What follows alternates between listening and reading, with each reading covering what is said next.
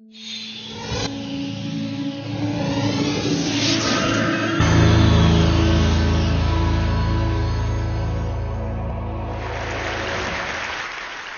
need to make a confession at the outset here. A little over 20 years ago, I did something that I regret. Something that I'm not particularly proud of. Something that, in many ways, I wish no one would ever know. But that here, I feel kind of obliged to reveal. In the late 1980s, in a moment of youthful indiscretion, I went to law school. Now,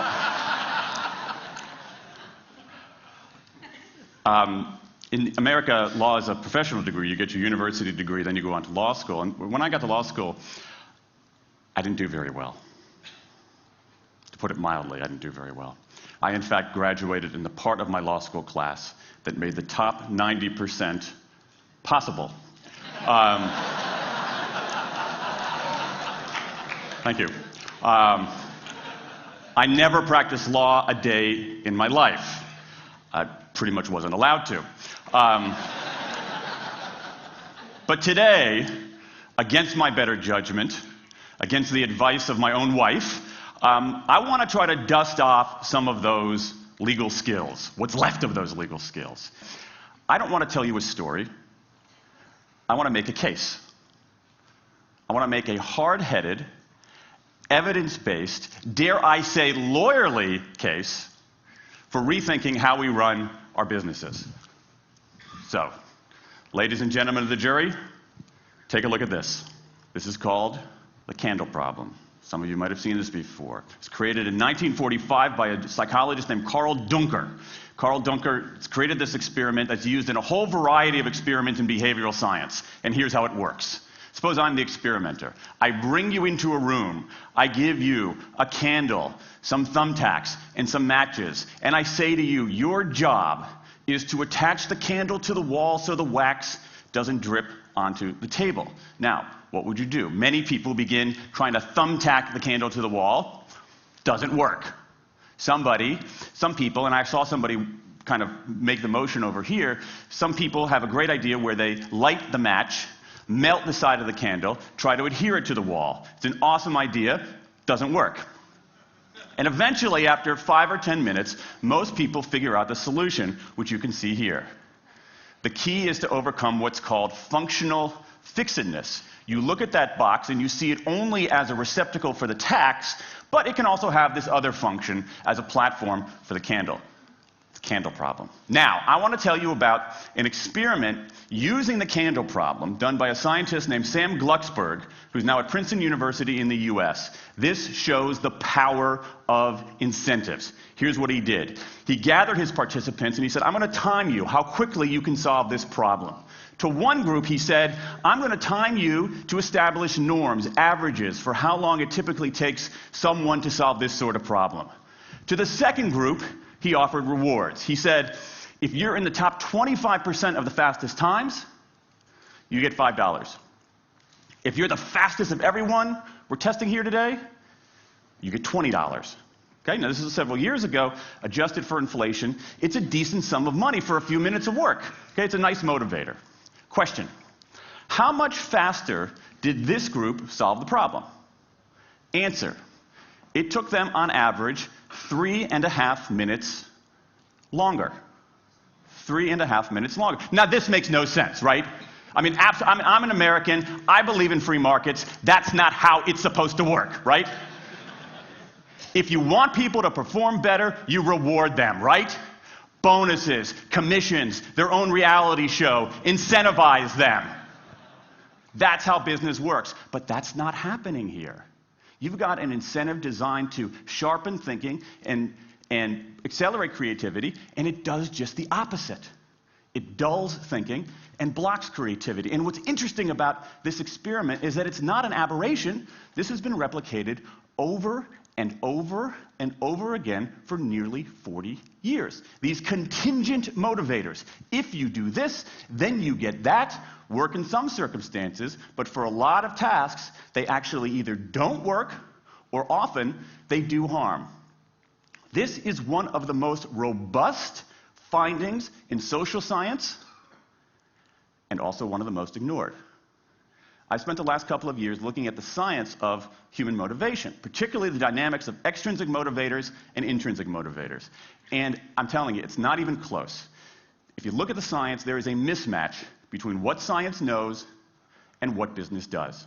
And what's alarming here is that our business operating system, think of the set of assumptions and protocols beneath our businesses, how we motivate people, how we apply our human resources. It's built entirely around these extrinsic motivators, around carrots and sticks. That's actually fine for many kinds of 20th century tasks. But for 21st century tasks, that mechanistic reward and punishment approach doesn't work, often doesn't work, and often does harm. Let me show you what I mean. So Glucksberg did another experiment similar to this, where he presented the problem in a slightly different way, like this up here. Okay? Attach the candle to the wall so the wax doesn't drip onto the table. Same deal. You were timing for norms. You were incentivizing. What happened this time? This time, the incentivized group kicked the other group's butt. Why? Because when the tasks are out of the box, it's pretty easy, isn't it? If-then rewards work really well for those sorts of tasks, where there's a simple set of rules and a clear destination to go to.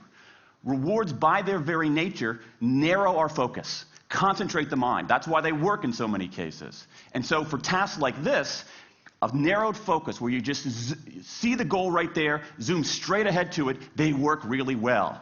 But for the real candle problem, you don't want to be looking like this. The solution's not over here. The solution's on the periphery. You want to be looking around. That reward actually narrows our focus and restricts our possibility. Let me tell you why this is so important.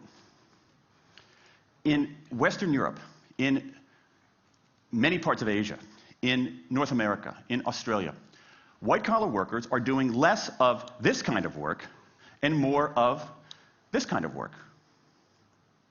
That routine, rule-based, left-brain work, certain kinds of accounting, certain kinds of financial analysis, certain kinds of computer programming, has become fairly easy to outsource, fairly easy to automate. Software can do it faster.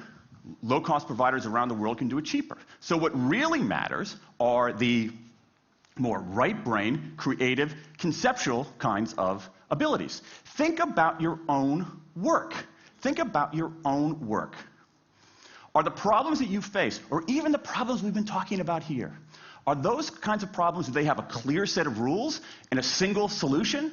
No. The rules are mystifying. The solution, if it exists at all, is surprising and non-obvious. Everybody in this room is dealing with their own version of the candle problem. And for candle problems of any kind, in any field, those if-then rewards, the things around which we've built so many of our businesses, don't work. Now, I mean, it makes me crazy. And this is not, here's the thing, this is not a feeling. Okay? I'm a lawyer. I don't believe in feelings. This is not a philosophy. I'm an American. I don't believe in philosophy. This is a fact. Or as we say in my hometown of Washington, D.C., a true fact. Let me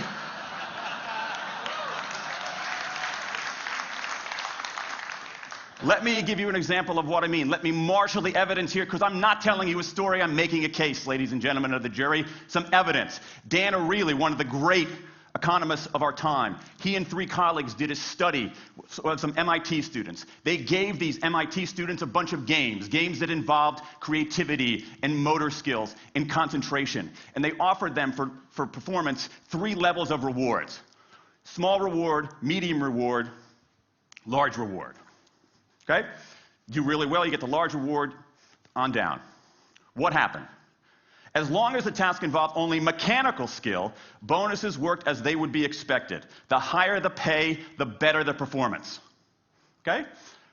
But once the task called for even rudimentary cognitive skill, a larger reward led to poorer performance. Then they said, okay, let's see if there's any cultural bias here. Let's go to Madurai, India and test this. Standard of living is lower. In Madurai, a reward that's modest by North American standards is more meaningful there.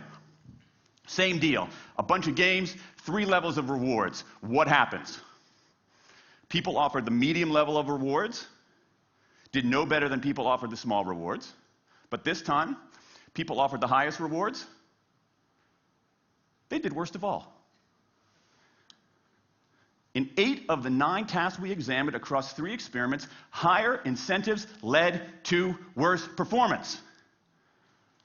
Is this some kind of touchy-feely socialist conspiracy going on here? No, these are economists from MIT, from Carnegie Mellon, from the University of Chicago. And do you know who sponsored this research? The Federal Reserve Bank of the United States. That's the American experience. Let's go across the pond to the London School of Economics. LSE, London School of Economics, alma mater of 11 Nobel laureates in economics. Training ground for great economic thinkers like George Soros and Friedrich Hayek and Mick Jagger. Just last month, economists at LSE looked at 51 studies of pay-for-performance plans inside of companies. Here's what the economists there said. We find that financial incentives can result in a negative impact on overall performance. There's a mismatch between what science knows and what business does.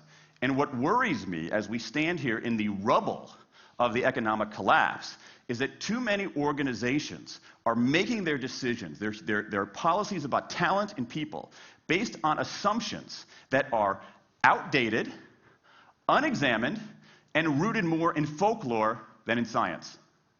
And if we really want to get out of this economic mess, and if we really want high performance on those definitional tasks of the 21st century, the solution is not to do more of the wrong things, to entice people with a sweeter carrot or threaten them with a sharper stick.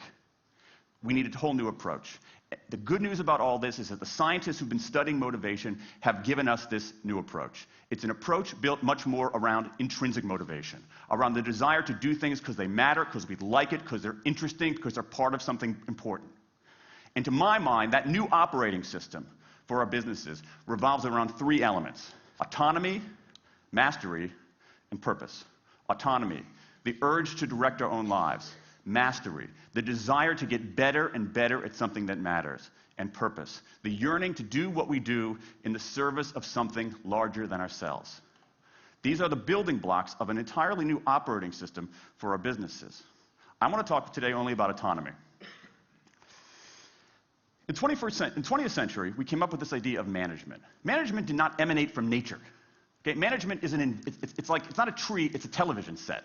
Okay? Somebody invented it. And it doesn't mean it's going to work forever. Management is great.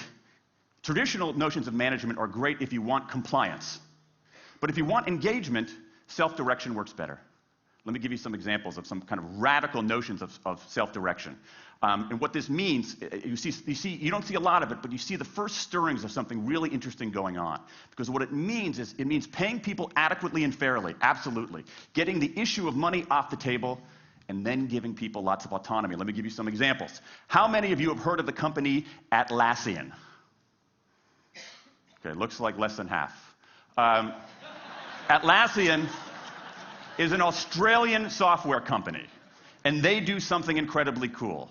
A few times a year, they tell their engineers, go for the next 24 hours and work on anything you want. As long as it's not part of your regular job. Work on anything you want. So the engineers use this time to come up with a cool patch of code, to come up with an elegant hack. Then they present all of these stuff that they've developed to their teammates, to the rest of the company, in this wild and woolly all-hands meeting at the end of the day. And then, being Australians, everybody has a beer. They call them FedEx days. Why? Because you have to deliver something overnight. It's not bad. It's a huge trademark violation, but it's pretty clever. That one day of intense autonomy has produced a whole array of software fixes that might never have existed.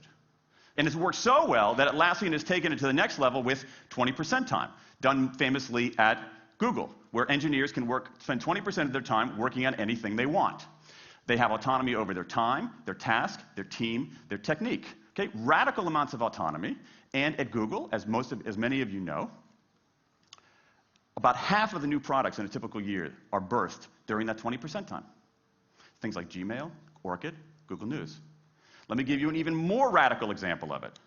Something called the results-only work environment, the ROW, created by 2 American consultants in place at about a dozen companies around North America. In a row, people don't have schedules. They show up when they want. They don't have to be in the office at a certain time or any time. They just have to get their work done.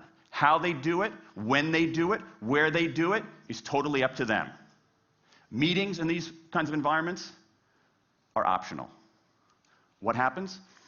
Almost across the board. Productivity goes up, worker engagement goes up, worker satisfaction goes up, turnover goes down. Autonomy, mastery, and purpose. These are the building blocks of a new way of doing things. Now, some of you might look at this and say, that sounds nice, but it's utopian. And I say, nope. I have proof. In the mid-1990s, Microsoft started an encyclopedia called Encarta. They had deployed all the right incentives. All the right incentives. They paid professionals to write and edit thousands of articles. Well-compensated managers oversaw the whole thing to make sure it came in on budget and on time. A few years later, another encyclopedia got started. Different model, right? Do it for fun. No one gets paid a cent or a euro or a yen. Do it because you like to do it. Now, if you had, just 10 years ago, if you had gone to an economist anywhere and said, hey, I got these 2 different models for creating an encyclopedia. If they went head-to-head, who would win? 10 years ago, you could not have found a single sober economist anywhere on planet Earth who would have predicted the Wikipedia model. This is the titanic battle between these 2 approaches. This is the Ali Frazier of motivation, right? This is the thriller in Manila, all right? Intrinsic motivators versus extrinsic motivators. Autonomy, mastery, and purpose versus carrots and sticks. And who wins? Intrinsic motivation, autonomy, mastery, and purpose in a knockout. Let me wrap up. There's a mismatch between what science knows and what business does. And here's what science knows. 1, those 20th century rewards, those motivators we think are the natural part of business, do work, but only in a surprisingly narrow band of circumstances. 2, those if-then rewards often destroy creativity. 3, the secret to high performance isn't rewards and punishments, but that unseen intrinsic drive, the drive to do things for their own sake, the drive to do things because they matter. And here's the best part. Here's the best part. We already know this. The science confirms what we know in our hearts. So, if we repair this mismatch between what science knows and what business does, if we bring our motivation, notions of motivation into the 21st century, if we get past this lazy, dangerous ideology of carrots and sticks, we can strengthen our businesses, we can solve a lot of those candle problems, and maybe, we can change the world. I rest my case.